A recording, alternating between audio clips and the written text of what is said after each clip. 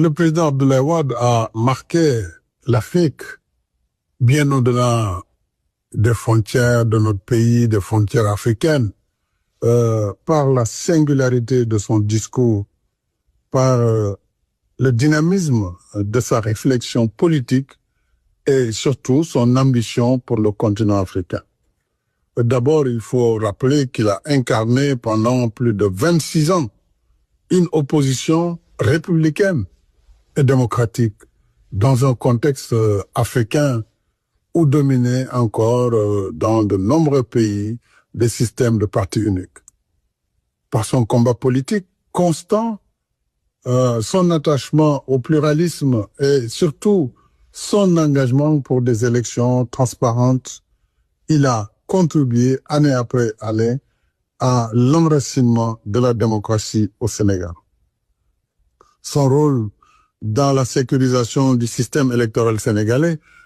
et dans l'acceptation du verdict des urnes a contribué à bâtir l'image du Sénégal démocratique sur le continent et inspiré de nombreux acteurs politiques africains.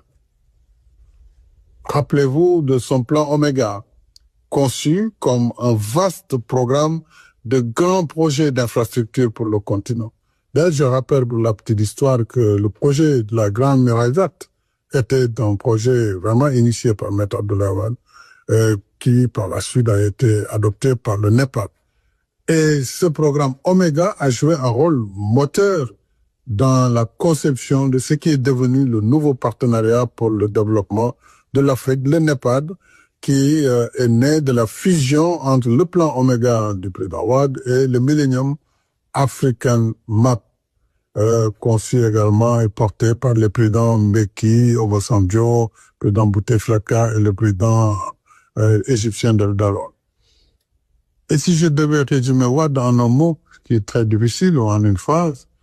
sans doute je dirais un esprit brillant, un esprit libre et audacieux,